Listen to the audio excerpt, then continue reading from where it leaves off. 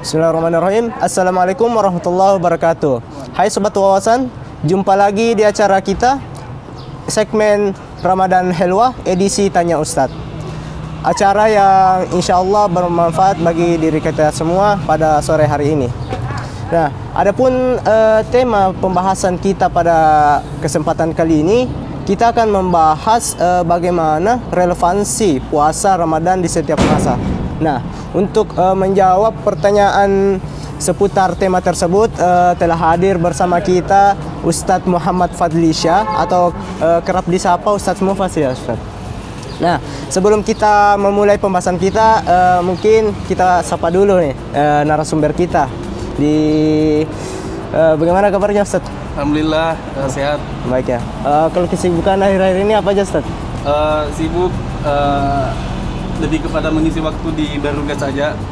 Sesekali ke kuliah, meskipun jadwalnya tidak sepadat di luar Ramadan. Puasa lancar ya? Insya Allah puasanya lancar. Baik, langsung saja mungkin sebelum kita lebih jauh membahas tentang tema kita, mungkin perlu kita jelaskan dulu kenapa sih kita harus membahas tema ini. Maksudnya kan berbicara masalah relevansi puasa Ramadan, kalau bisa dibilang hampir setiap umat muslim tahu bahwasanya puasa ini itu merupakan kewajiban yang diperintahkan oleh syariat kepada setiap umat, begitu. Maksudnya kenapa ini perlu dibahas itu? Bismillahirrahmanirrahim. Alhamdulillah wassalatu wassalamu ala sayyidina wa maulana Rasulillah wa ala alihi wa ashabihi wa man ihtada bi hadihi wa salaka maslakahu ila yaumiddin. Subhanaka la ilma lana illa ma 'allamtana innaka antal alimul hakim. Wa la haula wa la quwwata illa billahil aliyil azim. Wa nas'alullah subhanahu wa ta'ala ay yaj'ala jam'ana hadza jam'an mubarakan marhumah, tafarruqan min ba'dihi tafarruqan ma'sumah. Allahumma amin. Amma ba'du.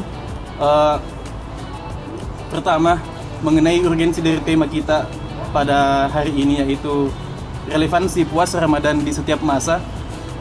Kita harus kembali dulu bahwa Allah Subhanahu wa Ta'ala telah menghendaki dengan hikmahnya, dengan ilmunya Allah, dan dengan iradah dan kudrahnya bahwa Allah memilih Islam sebagai penutup dan penyempurna agama-agama sebelumnya. Di mana dalam Al-Qur'an Allah Subhanahu wa Ta'ala berfirman, "Al-yauma akmaltu lakum dinakum wa atmamtu 'alaikum ni'mati wa raditu lakumul Islam madina." Pada hari ini ketika Haji Wada, Allah menurunkan firman, "Telah sempurna agamaku," begitu. Dan saya telah meridhoi nikmatku atas kalian, dan saya telah memilih Islam sebagai agama. Nah, di sini agama yang dimaksud adalah mencakup akidah, mencakup ajaran-ajaran amal ibadah, serta mencakup ajaran akhlak seperti itu. Di mana Nabi Muhammad SAW sebagai mubayyin lima ja'a bihil Qur'an itu mempunyai tugas pertama, menafsirkan Al-Quran, menjelaskan kata-kata yang universal yang ada dalam Al-Quran, mengkhususkan makna yang umum, membatasi kata-kata yang mutlak, dan juga menetapkan syariat yang belum ada dalam Al-Quran seperti itu.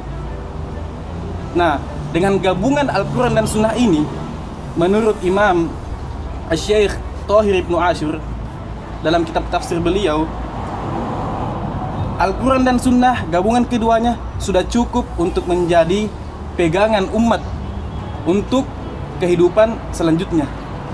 Setelah Rasulullah wafat, itu sudah cukup Al-Quran dan Sunnah. Tinggal bagaimana nanti penyesuaiannya dengan zaman, dengan tempat, dengan realita yang terjadi, itu menjadi tugas para ulama mujtahidin di masa-masa itu. Seperti itu. Nah, disinilah yang membedakan syariat Islam dengan syariat sebelumnya. Di mana syariat sebelumnya itu mahdudatul azman wa mahdudatul amakin. Dia syariat sebelumnya itu terbatas di suatu waktu. Maksudnya adalah terbatasnya waktunya ketika Nabi diutus sampai Nabi tersebut wafat. Hanya begitu saja berlangsungnya dari segi waktu. Adapun dari segi tempat, maka ajaran syariat suatu nabi atau seorang nabi itu hanya berlaku untuk kaumnya saja, kaum yang berada di sekitarnya. Tetapi Islam tidak begitu. Sekali lagi Allah memilih Islam ini untuk agama seterusnya, bahwa tidak akan lagi ada agama yang turun begitu. Al-yauma akmaltu lakum dinakum, seperti itu. Nah, oleh karena inilah kita selalu mendengarkan ungkapan masyhur dari para ulama, yaitu al-Islamu solihun likulli zamanin wa makan. Seperti itu. Islam itu pasti sesuai dengan waktu, dengan masa, dan juga dengan tempat. Nah, di antara rukun Islam adalah puasa Ramadan. Seperti itu. Jelas hadisnya. Kama qala alaihi salatu wassalam, bunyal islamu ala khamsin, dan wa min zalika apa? Shaum Ramadan, berpuasa pada bulan Ramadan. Nah, puasa Ramadan sebagai salah satu rukun Islam oleh para ahli fikih dikatakan sebagai al-umur al-ma'lumah minad dini bid-darurah. Hal-hal yang mudah untuk diketahui kewajibannya, seperti itu. Kita tidak butuh penalaran lebih lanjut untuk mengetahui apakah wajib ini puasa Ramadan atau tidak. Beda halnya dengan sholat witir, seperti itu. Sholat witir terjadi ikhtilaf di kalangan a'immatul mazahib, apakah hukumnya sunnah atau wajib. Dan itu butuh dan jelas perbedaannya. Seperti itu salah satu contohnya apa yang dimaksud dengan al-umuru al-ma'lumah minad dini bid-darurah, seperti itu. Nah, bahkan para fuqaha menegaskan bahwa siapa yang mengingkari kewajiban puasa Ramadan, sehingga karena dia mengingkari kewajiban puasa Ramadan itu dia tidak berpuasa pada siang hari Ramadan, dan ketika itu juga dia mengajak orang lain menampakkan dirinya tidak berpuasa, maka oleh para fuqaha dihukumi sebagai orang yang murtad, keluar dari Islam dan wajib bertaubat. Karena sekali lagi alasannya sederhana, karena ini ya'rifuhu al-awamu wal khawas. Orang-orang kalangan awam dan ulama-ulama itu mengetahui bahwa puasa Ramadan itu wajib, seperti itu. Maka siapa yang mengingkarinya, yuhkamu birtidadihi, seperti itu. Dihukumi sebagai orang yang murtad, yang yajibus titabatuhu, wajib untuk dimintai taubatnya. Nah, kita hidup di masa sekarang yang tentu saja realitas-realitas dan keadaan-keadaan yang ada itu jauh berbeda. Jauh berbeda dengan apa yang terjadi pada hari-hari yang dihadapi, yang dijalani oleh para nabi, oleh nabi kita Rasulullah SAW dan juga para sahabatnya, seperti itu. Nah, apakah kemudian perbedaan realitas yang ada pada masa nabi dan sahabat dan juga masa kita sekarang itu menjadikan adanya perbedaan hukum puasa dan hal-hal yang berkaitan dengannya? Itu yang akan kita bahas lebih lanjut dalam diskusi kita atau kajian kita pada hari ini, seperti itu. Tadi Ustaz sempat menjelaskan sedikit bahwasanya puasa merupakan bagian dari rukun Islam yang disyariatkan kepada agama, diperintahkan kepada seluruh umat muslim. Nah, ada gak sih hikmah dari diperintahkannya salah satu rukun Islam ini, yaitu ibadah puasa? Apakah ini membawa sebuah hikmah tersendiri atau bagaimana Ustaz pandangannya terkait hal ini? Terkait dengan pembahasan apakah hikmah atau apakah tujuan disyariatkannya puasa, terkhusus dalam hal ini puasa Ramadan.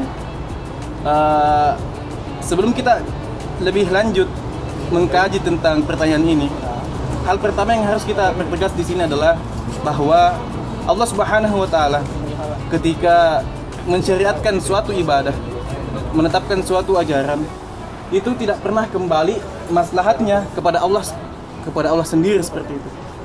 Dan Allah maha tinggi dari merasa butuh dengan ibadah-ibadah hambanya, seperti itu.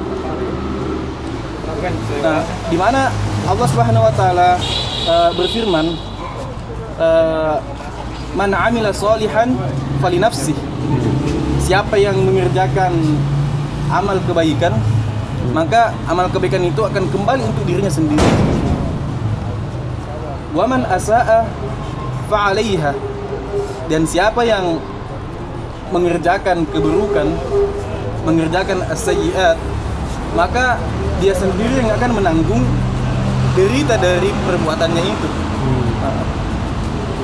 Wa ma rabbuka bizallamil lil 'abid. Dan Allah Subhanahu wa taala, yaitu Tuhan kalian, Allah tidak pernah menzolimi para hambanya seperti itu. Ketika hamba melakukan kebaikan tadi, kebaikan itu akan kembali kepada hamba. Dan ketika hamba tadi melakukan kemungkaran, maka kemungkaran itu akan ditanggung sendiri oleh yang mengerjakannya seperti itu.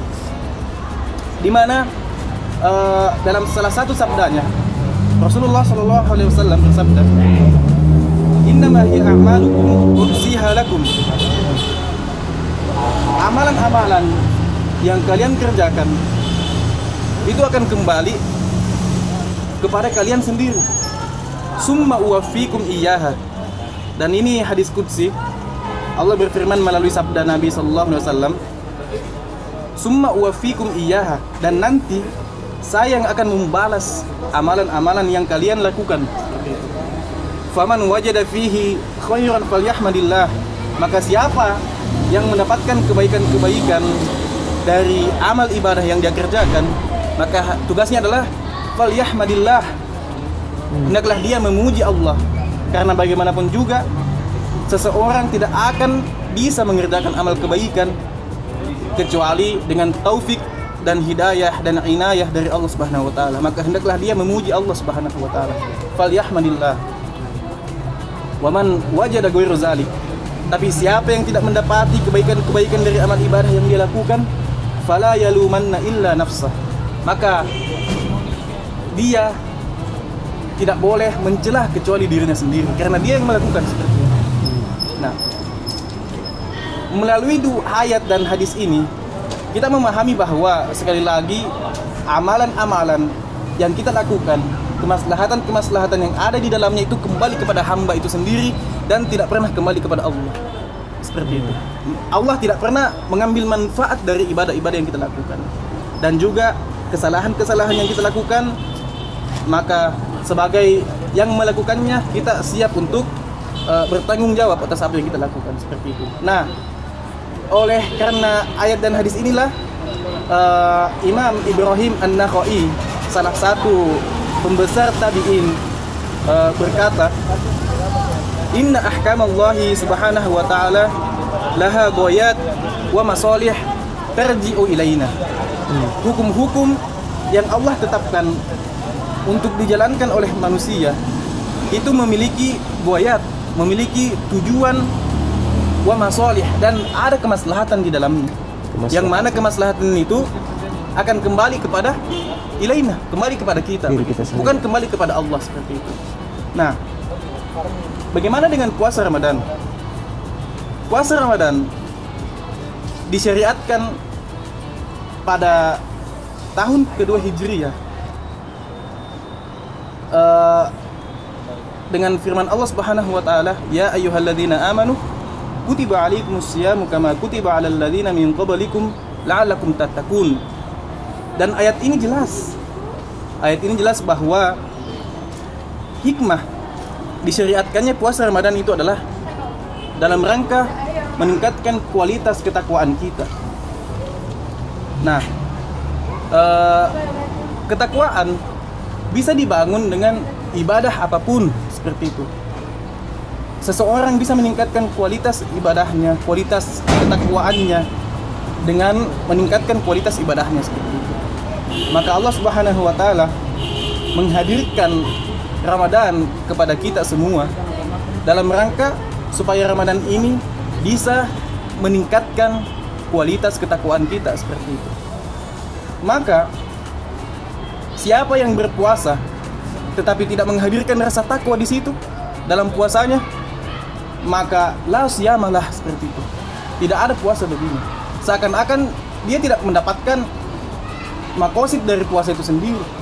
Dia berpuasa hanya sebatas ritual, hanya sebatas seremonial agama saja. Padahal agama tidak boleh hanya sebatas yang nampak saja. Agama itu harus kita jalankan dengan pemahaman maqasid seperti itu. Imam Asy-Syatibi rahimahullah dalam kitab Al-Muwafaqat menegaskan bahwa man lam ya'rif maqasidahuma, siapa yang tidak mengetahui tujuan yang ada dalam Al-Quran dan Sunnah, lam yahilla lahu ayyatakallama fihima, maka dia tidak punya kompetensi, tidak punya otoritas dalam berbicara tentang Al-Quran dan Sunnah seperti itu. Nah, disinilah pentingnya kita memahami maqasidus syariah, terkhususnya lagi kita memahami maqasidus siyam seperti itu. Supaya apa? Kita tidak semata-mata menjalankan puasa Ramadan ini karena orang tua kita puasa atau karena teman-teman kita puasa, tetapi kita punya keyakinan bahwa puasa ini akan meningkatkan ketakwaan kita sebagaimana ayat yang telah kita sebutkan tadi seperti itu. Nah, selanjutnya ada hal menarik yang dan juga bermanfaat yang diungkapkan oleh Maulana Fadilatul Imamil Akbar Syekh Ahmad Thayyib hafizahullah. Beliau mengatakan bahwa mimman farada bihi as-saumu an ghairihi min arkanil Islam annahu la yaqa li ghairillah, bahwa puasa Ramadan yang membedakan puasa Ramadan dengan rukun-rukun Islam yang lain adalah puasa Ramadan tidak pernah diperuntukkan untuk selain Allah Subhanahu wa taala. Di mana orang kafir atau tradisi ritual kaum kafir tidak pernah membesarkan, tidak pernah mengagungkan sembahan mereka dengan berpuasa. Mungkin orang kafir pernah mengagungkan sembahan mereka dengan sholat, dengan harta, dengan haji bahkan. Akan tetapi tidak pernah ada dalam sejarah tradisi kaum kafirin mengagungkan sembahan mereka dengan cara berpuasa. Nah, maka puasa inilah tata caranya menjadi apa? Khususiyatu hazil ummah begitu. Menjadi kekhususan umat Islam seperti itu. Nah, dan dalam puasa sendiri ada isyarat khusus dari Allah Subhanahu wa taala, yang mana melalui isyarat ini Allah ingin mengajarkan kita suatu hal. Kita mengetahui bahwa puasa Ramadan, bagaimana seorang hamba itu menahan dirinya untuk tidak makan, untuk tidak minum, dan tidak tidak jima bagi suami istri di siang hari Ramadan, sejak terbitnya fajar sampai terbenamnya matahari seperti itu. Dan ini tentu adalah hal-hal yang mubah seperti itu. Tentu kita sebagai manusia, kita nahtaju ila al-akl wasyurb begitu. Kita butuh makan, butuh minum, dan itu adalah hal yang boleh untuk kita lakukan. Bagi orang yang sudah terikat pernikahan yang sah, ya yahilul lahu al-istimta' bi zaujih begitu. Boleh istimta' dengan pasangannya. Itu hal-hal yang mubah. Tetapi ketika puasa, Allah melarang kita melakukan hal-hal yang mubah itu. Oke? Nah, di sini Allah mengajarkan kita bahwa kita harus membangun optimisme, di mana ketika kita berpuasa, kita sebenarnya mampu menahan hal-hal yang hukumnya bahkan mubah. Apalagi kita bisa menahan diri kita untuk tidak melakukan hal-hal yang Allah haramkan seperti itu. Tidak berkata-kata keji, tidak mengumpat sesama, tidak meminum khamar, tidak lain-lain sebagainya. Wal iyazu billahi min dzalik. Nah, rasa optimisme inilah yang ingin dibangun oleh Allah Subhanahu wa taala dalam diri kita, untuk mengingatkan kita bahwa ketika kalian mampu menahan diri dari segala sesuatu yang mubah, maka pasti kalian bisa menahan diri dari segala sesuatu yang Allah haramkan seperti itu. Yang haram itu. Oh, berarti seperti yang Ustaz bilang tadi bahwa agama ini masalah sudah disesuaikan oleh tempat, zaman begitu. Berarti timbul sebuah pertanyaan begini Ustaz. Apakah agama yang menyesuaikan dengan orang-orang, dengan masyarakat, dengan umat Islam itu sendiri, ataukah justru orang-orang yang harus menyesuaikan dengan agama? Tuh, bagaimana itu Ustaz? Pertanyaan yang bagus dari Akmal. Siapa yang harus menyesuaikan? Apakah agama yang menyesuaikan dengan orang-orang, dengan realita, atau kita sebagai manusia yang harus menyesuaikan diri dengan ajaran-ajaran agama? Mengenai pertanyaan ini, saya teringat kembali dengan apa yang disampaikan oleh salah satu guru kita, yaitu Profesor Abdul Mun'im Fuad, yang beliau sekarang diberikan amanat untuk menjadi pimpinan Masjid Azhar. Itu Musyriful Am ala Arwiqatil Azhariyah. Beliau menuliskan dalam salah satu makalah beliau bahwa al-insan yatakayyaf bid-din walal aks, seperti itu. Artinya manusialah yang harus menyesuaikan diri dengan agama, seperti itu. Bukan kebalikannya, bukan agama yang menyesuaikan dengan orang-orang, seperti itu. Maksudnya lebih lanjut adalah seperti ini. Agama tidaklah tunduk kepada hawa nafsu manusia. Sebaliknya, keinginan manusialah yang harus tunduk pada ajaran-ajaran agama. Kasusnya seperti ini. Misalnya, di masa sekarang ada profesi yang namanya profesi pemain sepak bola, begitu. Di Eropa khususnya, dan di sana banyak pemain-pemain Muslim. Ada Mesut Ozil, ada siapa lagi? Muhammad Salah, Rojulun Masri Awi, dan banyak lain-lain sebagainya, Karim Benzema dan sebagainya. Itu adalah pemain Muslim seperti itu. Nah, apakah ada keringanan bagi para pemain sepak bola ini untuk tidak berpuasa pada Ramadan ketika puasa Ramadan bertepatan dengan jadwal pertandingan? Tentu ini adalah realitas baru yang tidak pernah ada di masa-masa sebelumnya. Tidak ada di Turos. Laisa mawjudah mutawaffir fi kutubi Turos, tidak ada, jelas. Akan tetapi bagaimana kita nata'amal bima fi Turos, begitu. Bagaimana kita berinteraksi dengan Turos, itu yang penting sebenarnya. Nah, bahwa apakah kembali tadi, apakah boleh tidak berpuasa pemain sepak bola?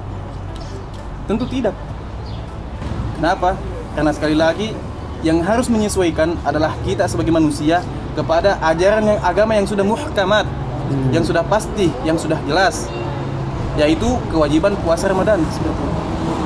Nah, jadi ketika bagaimana kalau yang terjadi adalah sebaliknya? Bagaimana kalau yang menyesuaikan justru adalah agama kepada keinginan manusia? Maka yang terjadi adalah qalbul haqaiq. Terjadi perubahan hakikat-hakikat. Yang mana hakikatnya agama yang harus jadi pegangan utama justru harus menyesuaikan. Nah, jika hal seperti ini yang kita angkat, maka bisa saja misalnya peminum khamar menyesuaikan agama. Dia menafsirkan agama sesuai dengan hawa nafsunya saja. Bagaimana supaya agama itu menjadi menjadi pembenar baginya supaya bisa minum khamar, begitu. Yang terjadi adalah at-tasahul fi iqamatiddin, seperti itu. Menganggap mudah, menganggap remeh ajaran-ajaran agama. Padahal hal itu tidaklah demikian. Seperti itu. Berarti bisa dibilang seperti yang Ustadz bilang tadi, orang-orang yang harus menyesuaikan dengan agama. Bukan sebaliknya, agama yang menyesuaikan dengan orang. Karena kalau begitu nanti orang akan memudahkan segala hal, begitu. Sesuatu yang awalnya haram akan dianggap sebagai hal yang boleh. Betul. Nah, untuk menghindari hal mudarat seperti itu, kita harus menyesuaikan dengan agama. Tapi bagaimana kalau justru ada suatu keadaan yang agak sulit begitu, Ustaz? Kayak seperti yang dijelaskan tadi, seperti contoh pekerjaan-pekerjaan di masa sekarang itu tentunya jauh berbeda dengan pekerjaan yang ada di zaman Nabi, di zaman-zaman dahulu lah begitu, Ustaz. Nah, bagaimana kalau justru sebaliknya, hukum syariat ini malah melemahkan umat itu sendiri? Karena bagaimana jika ternyata hukum yang Allah syariatkan ternyata mendatangkan mudarat bagi umat itu, melemahkan. Karena kalau kita ingin ketahui bersama bahwa syariat itu datang sebagai penguat umat. Nah, bagaimana kalau sebaliknya, kalau kayak misal di era sekarang nih, Ustaz, lagi panas-panasnya resesi global, apalagi momentum Ramadan 2023 kali ini bertepatan dengan hal itu. Nah, bagaimana bagi mereka-mereka yang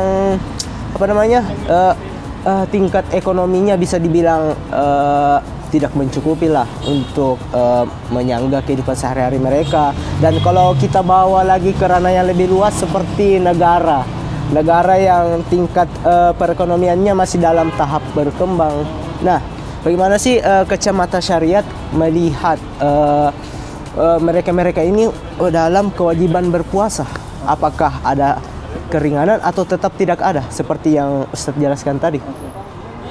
Juga pertanyaan ini pertanyaan yang bagus dan menarik. Jadi pada tahun 1961 atau 1960,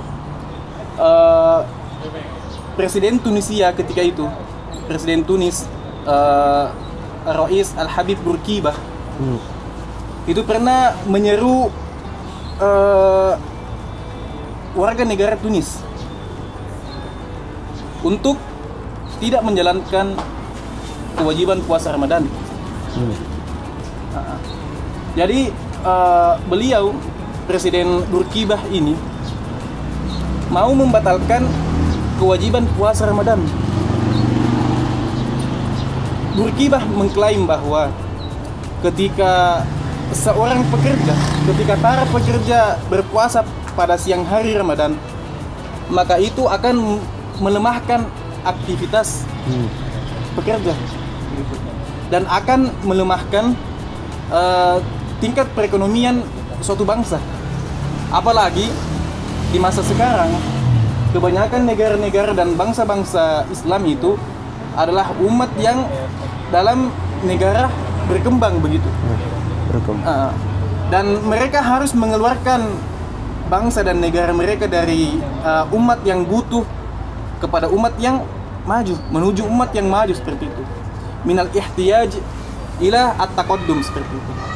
Dan tentu saja katanya syariat menginginkan agar umat maju seperti itu. Nah, kembali lagi tadi bahwa ini terjadi qalbul haqaiq, bahwa atas nama syariat puasa Ramadan dibatalkan seperti itu. Nah, tetapi Allah Subhanahu wa taala tidak pernah membiarkan umat itu dalam kebingungan seperti itu. Ma min syubhatin illa wa 'alaiha rudud. Tidak ada satupun syubhat mengenai agama Islam ini kecuali pasti ada bantahannya. Kecuali syubhat tersebut bisa disanggah. Nah, cara menyanggah syubhat-syubhat yang ada itu, pertama, kita memang lazim nabahasuh begitu. Kita memang harus teliti kembali, mendalami ajaran Islam tak seperti itu.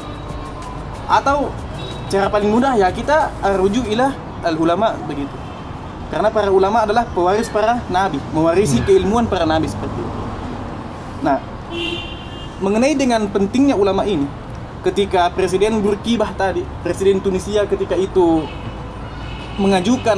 mengajak warga negara Tunis untuk tidak berpuasa, pada masa itu juga yang jadi mufti di Tunis adalah Al-Imam Thahir Ibnu Ashur rahimahullah rahmatan wasi'ah. Nah, bahkan utusan presiden datang ke Syekh Thahir Ibnu Ashur untuk meminta fatwa supaya para pekerja tidak usah puasa. di sini ada at-tala'ub fid din atas nama kekuasaan. Bagaimana supaya syariat itu tidak dijalankan atas dasar apa? Kekuasaan, atas dasar hawa nafsu. Dan Imam Thohir Ibnu Asyur mengatakan kepada utusan presiden, bilang, pulang saja untuk hari ini.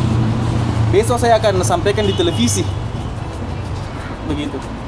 Nah, besok harinya beliau di salah satu kanal televisi Tunis, beliau menanggapi dakwah dari presiden Tunis tadi, Bourguiba, dengan mengutip firman Allah Subhanahu wa taala, a'udzubillahi minasyaitonirrajim, ya ayyuhalladzina amanu kutiba alaikumusiyam. Kutiba, di mana kutiba ini meskipun dia fi'il madhi majhul, tetapi datang dengan makna furidah begitu.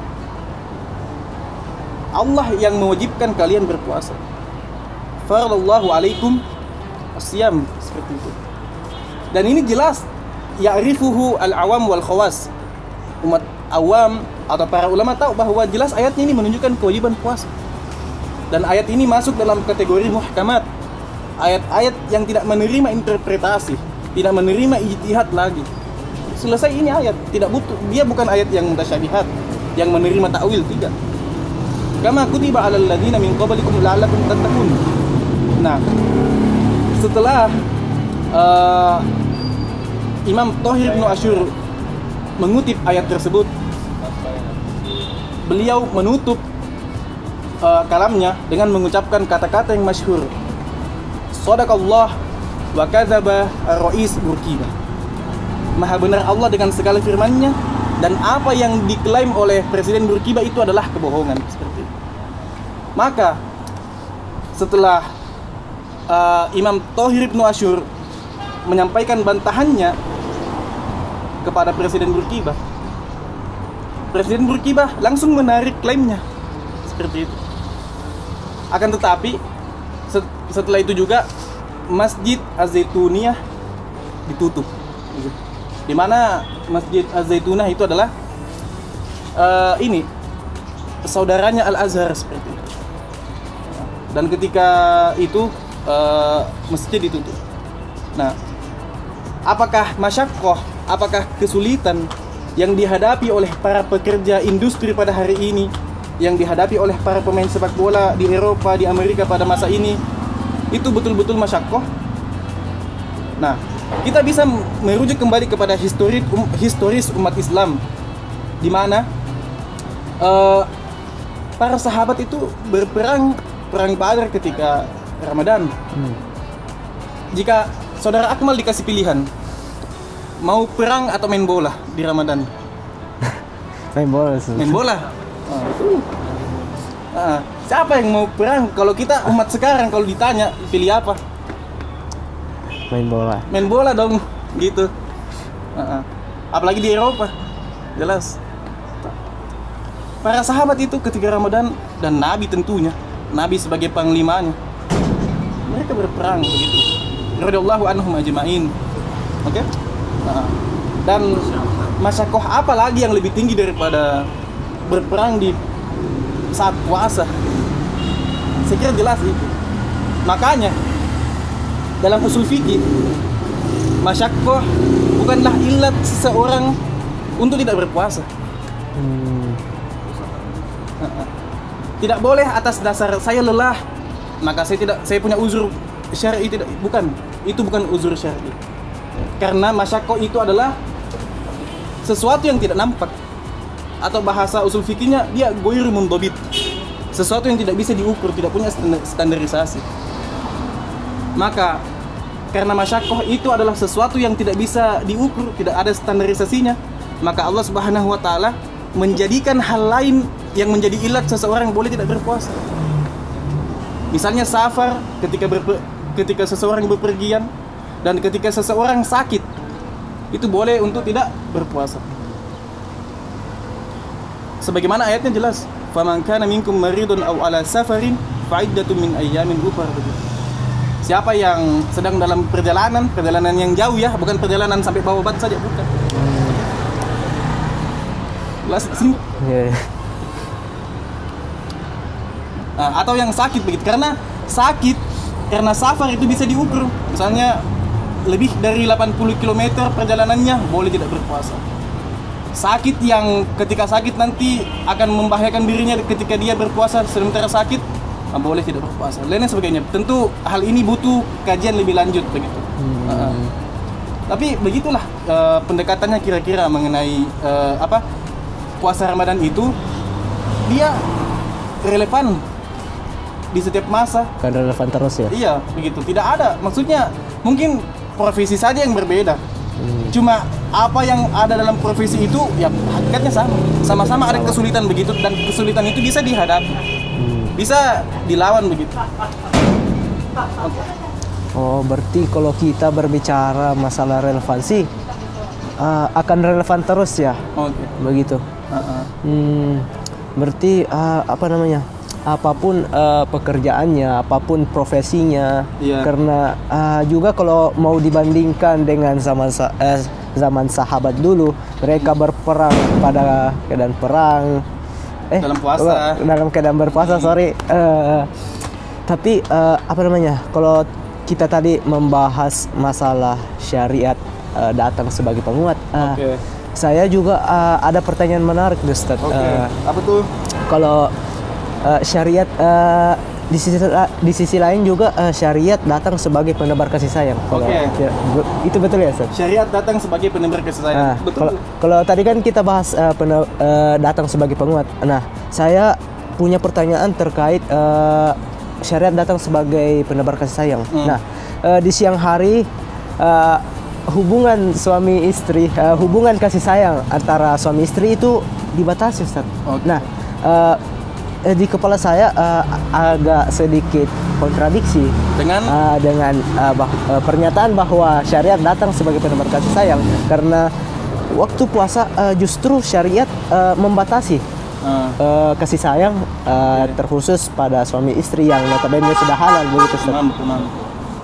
Nah, menanggapi hal ini, tentu saja Allah Subhanahu arhamu bi'ibadihi min nafsih, seperti itu. Min anfusihim. Allah itu jauh lebih sayang kepada hambanya. Allah jauh lebih sayang kepada hambanya daripada hamba itu sendiri kepada dirinya. Ini poin yang tidak akan pernah berubah begitu. Nah, ketika puasa Ramadan tidak bermaksud untuk membatasi kasih sayang antara sesama manusia, atau terkhusus dalam ini bagi sepasang suami istri yang terikat dengan pernikahan yang sah. Tentu tidak. Karena kita tentu tidak mengisi semua waktu kita dengan hal-hal yang mubah. Bahkan para ulama menegaskan bahwa al-iktsar fil mubahat itu jatuhnya makruh begitu. Ketika kita berlebih-lebihan dalam melakukan sesuatu yang mubah, itu justru tidak bagus. Seperti itu. Nah, di sini Ramadan itu hanya 30 hari. Kalau dengan syahrun kamil, atau 29 hari kalau syahrun nakis, seperti itu. Nah, dan juga jadi di luar Ramadan ya siapapun bebas berkasih sayang, suami istri bebas berkasih sayang. Di luar Ramadan itu 11 bulan jauh lebih banyak daripada 1 bulan. Dan juga yang diharamkan ketika Ramadan itu hanya ketika siang hari. Malamnya boleh. Seperti itu. Sebagaimana ayatnya menegaskan, ayat firman Allah Subhanahu wa taala, "Uhilla lakum lailatus siyami arrafatu ila nisaikum." Seperti itu. Allah menghalalkan bagi kalian untuk berkasih sayang dengan istri kalian ketika malam hari bulan Ramadan.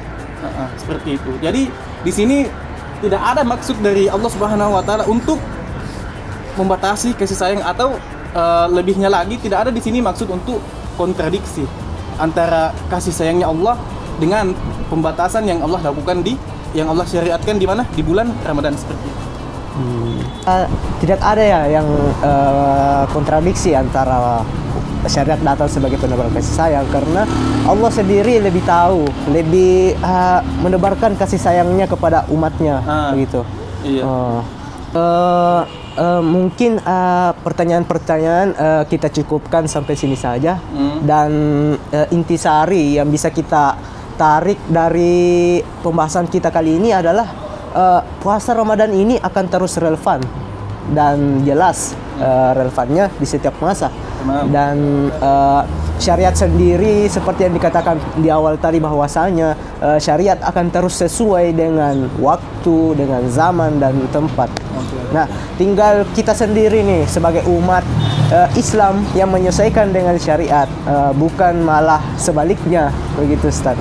Dan segmen Ramadan Helwa edisi Tanya Ustadz kita kali ini sudah selesai, dan semoga acara kita bermanfaat bagi sobat-sobat wawasan yang menonton.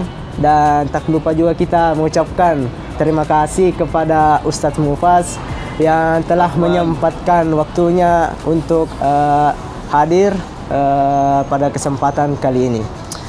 Nantikan lagi konten Ramadan Helwa selanjutnya, dan jangan lupa subscribe bagi sobat-sobat wawasan yang menonton.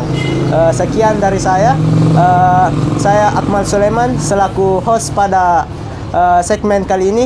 Pamit undur diri. Assalamualaikum warahmatullahi wabarakatuh.